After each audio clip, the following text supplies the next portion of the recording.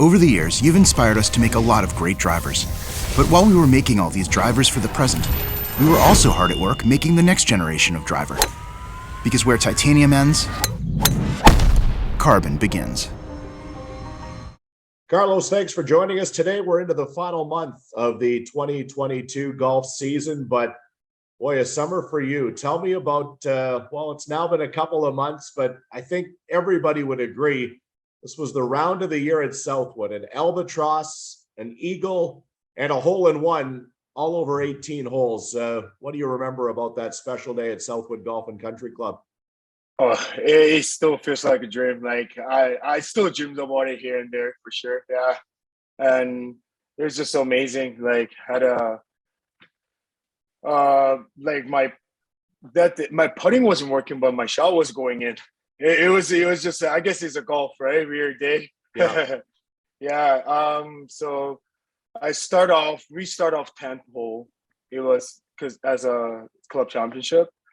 So I start off bogey. Obviously, apparently people tell me best round always start with bogey because Right. so you try focus more, I guess. So I 3-putt bogey. I was kind of bummed about it. I was through the 7th, and then I 3-putt again. So through the 7th, I was literally 2 over. So, but my shot was very going well, and so I was 2 over through the 7th. I was like, hey, I need to make some birdie putts because I missed a couple 5-footers up for birdie. So I got it to the 8th hole, which usually is on 17. Yeah, it's Right. it was 135 yard at the time, and I choked down my pitch. It was slithering into the wind, so I choked down my pitching wedge and gave it a shot, and then it just literally landed 1 inches right beside the hole cup. One bounce and then bounced back, just dunked in. It was very amazing. I was very obviously excited, and yeah, but So was that your first hole-in-one? It's my third hole-in-one actually. Third.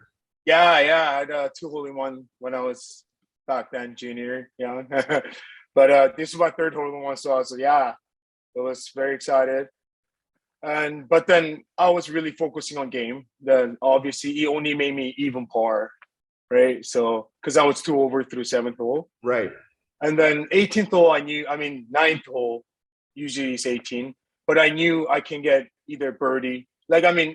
If I play well, I can get a birdie usually easily. So it's a reachable par 5, right? So I really try to calm down myself. I focused, and then my second shot I put it in 6 feet. I drained the putt, so I was able to make an eagle and finish 2 under on my front 9. Yeah, so it was very motion changing because from 2 over through 7. And then on 9th, I finished 2 under. So I was feeling really, I'm like, I need to keep it under par today. So we got into the back 9. Through 7th hole, I got a 1 birdie, 1 bogey, rest of the par. Like I said, my green regulation was really good. Got to the 17th hole.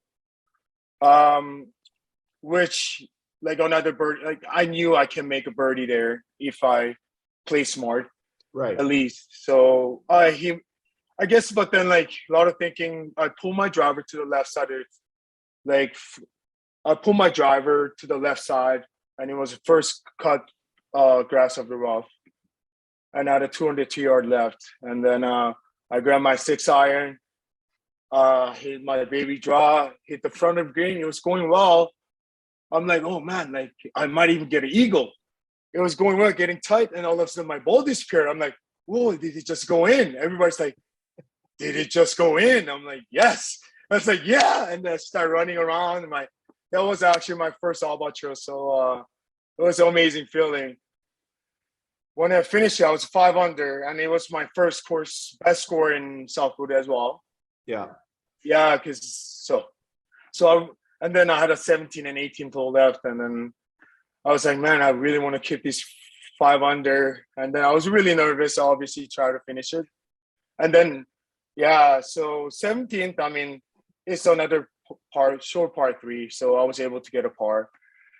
But then 18th hole, like usually it's ninth hole, driver can be a little challenge. And then our fescues are this year was like ridiculous long. Like you go in there, it's very hard to find. Too much rain, right? But I guess too much pressure. I hit my driver. I pull my driver again, like 16. I actually put it into the left side of fescue. And then I had about 100, I believe 120 yard left, 125. And there was a couple trees on the left side of like you have to go over the tree to the green. And I really wanted to make par. So instead of a layup, I really tried to just go for it and get it. But like no chance. He probably went like 30 yard.